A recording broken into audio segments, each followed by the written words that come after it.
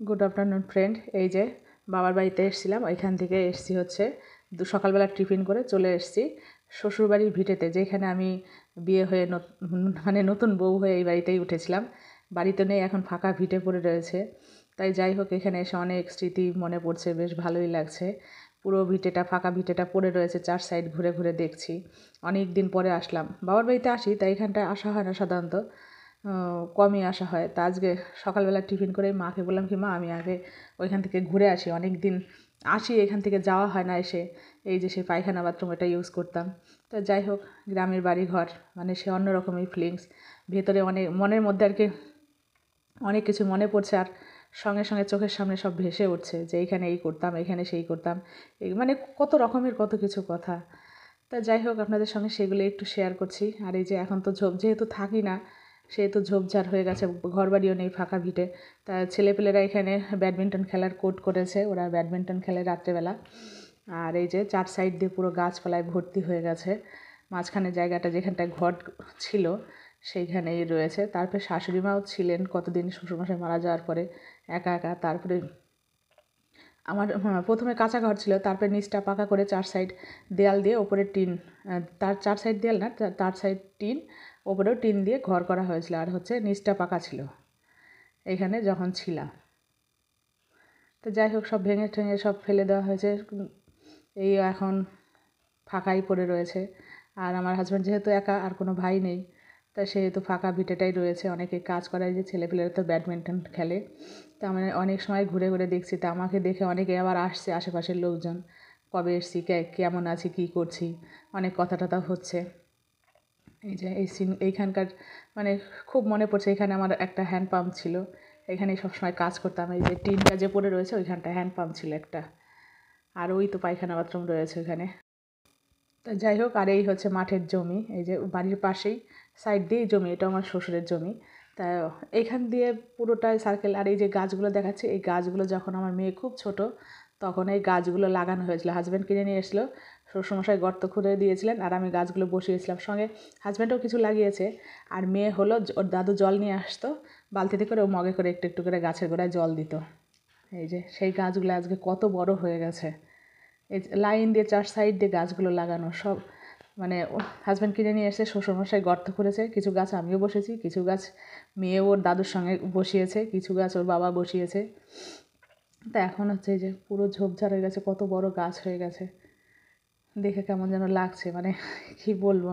এখানে একটা লিচু গাছ আছে, ওই যে ওইখানটায় লিচু গাছটা অনেক জল দিতাম, শ্বশুরমশাইকে বলতাম প্রচুর লিচু হবে দেখবেন, কিন্তু কোনো দিন এই গাছটার থেকে লিচু আমি পাইনি। তা যখন চলে গেছি অবশ্য, তখন চলে এসেছি আর কি এদিকে, তখন তোমার লিচু গাছটাও ছোট ছিল, বড় হয়নি। তাই জায়গাগুলো দিয়ে খুব মানে অনেক কিছু মনে পড়ছে, খুব ভাল লাগছে। শীতের সময় এখানটা দিয়ে মটর শাক করা হতো, মটর শাক তোলা হতো। আর এখন নেই, এখন লোকের কাছে চাষে দেওয়া রয়েছে, ওরা যা করে করে আর কি। সেই আর কি মাঠটা ঘুরে ঘুরে দেখছি। আর এই সামনে দিয়ে যত জমি দেখছেন সব আমার শ্বশুরদের।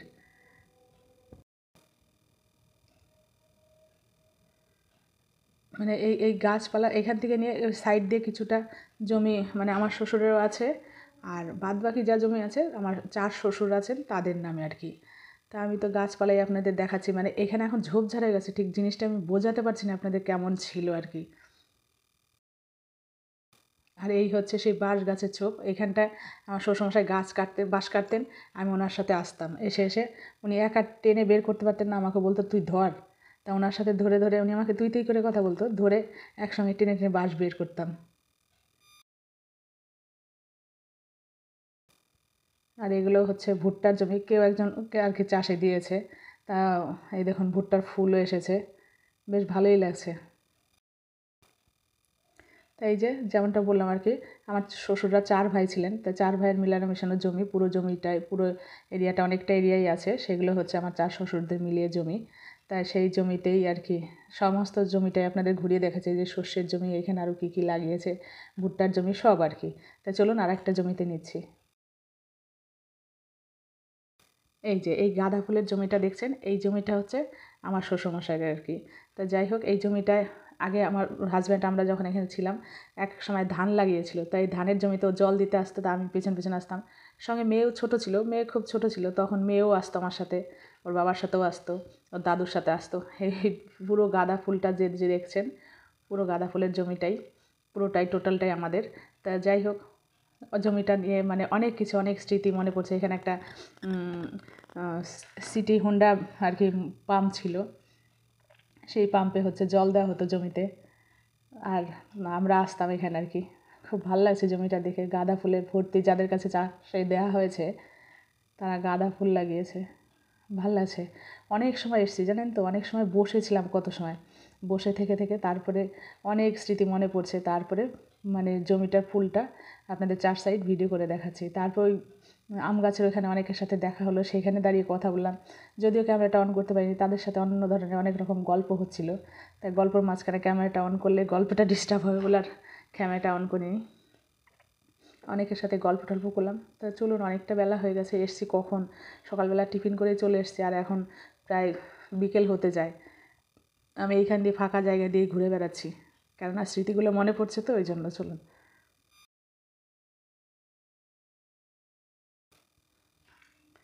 চলুন আস্তে আস্তে বেরিয়ে যাই। অনেকটা মানে এখনও স্নান করিনি আমি, বাবার বাড়িতে যাব, তারপর স্নান করব, তারপরে দুপুরের খাবার খাবো। তা লেটও হয়ে যাচ্ছে। আর এই যে আম গাছগুলো দেখছেন, ওইটা আমার আর এক বড়ো শ্বশুরের আর কি জমি। 4 সাইডে যে আম গাছগুলো আছে, তো বড়ো শ্বশুরের ছেলের আর কি আমার ওই ভাসুররা আম গাছ লাগিয়েছে, দিয়েছেন, বলেছে যে চাষবাস করে লোকের কাছে ভাগে পাওয়া যায় না, তার চেয়ে আম গাছ থাকুক। তা যদিও আম হলে আমও পায় না, লোকেই খেয়ে নেয়। এই যে ফাঁকা, এখানে কিন্তু পিকনিকের জন্য বেশ সুন্দর জায়গা, পিকনিক করলে করাই যেতে পারে। এই যে এখানে আম গাছের বাগান, এই সাইডেও আছে আম গাছের বাগান, বেশ ভালো, বেশ সুন্দর। অনেক সময় ঘুরলাম, অনেকটা সময় ছিলাম আর কি। তো যাই হোক, অনেকের এরকম অনেক পুরনো স্মৃতি, পুরনো জায়গা থাকবে। হ্যাঁ, বাবার বাড়ির ছোটোবেলার পুরনো স্মৃতি সেটা অন্যরকম, আর শ্বশুরবাড়িতে বিয়ে হয়ে আসা তার স্মৃতি অন্যরকম। তো যাই হোক, সেখানের স্মৃতি, ছোটোবেলার স্মৃতি তো সেটা ছোটোবেলারই, সেটা আর বলা যায় না। আর এটা হচ্ছে বিয়ের পরে যে নতুন স্মৃতিগুলো, সেগুলো। তাই এখানে হাজব্যান্ড অফিস যেত, অফিস যাওয়ার আগে সকালবেলা আগে মাঠের একটু কাজ করতো, মাঠে যেত, সঙ্গে আমিও যেতাম। বিকেলবেলা ও হয়তো শনি রবিবার ছুটি থাকতো, শনি রবিবারে মাঠে যেত, বলতাম চলো আমিও যাবো। তো এখন যেমন কুড়ে হয়ে গেছে, ঘর থেকে বেরোতে পারি না বা বেরোতে চাই না। এই যে সর্ষের জমি, এটা এক মানে কাকা শ্বশুরের, এই একটা জ্যাঠা শ্বশুরের, এরকম আর কি। তাই চলুন, অনেক সময় ঘুরলাম, ভাল লাগছে, বেশ ভালো লাগলো। অনেক দিন পরে মানে যেন একটা শান্তি পেলাম, অন্যরকম ফিলিংস, সেটা বলে বোঝানো যাবে না। ঘুরে চলুন। আর এই যে এই হচ্ছে ভুট্টার জমি এখানে।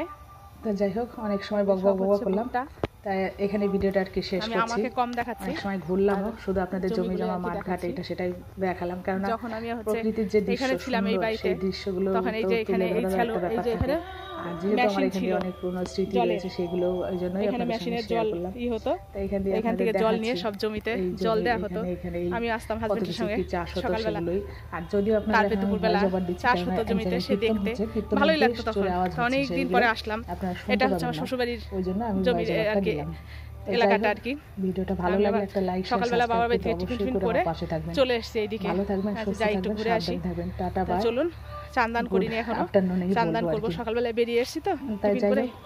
জানি না বাড়িতে কি হচ্ছে বাবার বাড়িতে, তো বাবার বাড়ি থেকে আমার শ্বশুরবাড়ির দূরত্বটা খুব একটা বেশি না, চলে আসা যায়। চলুন।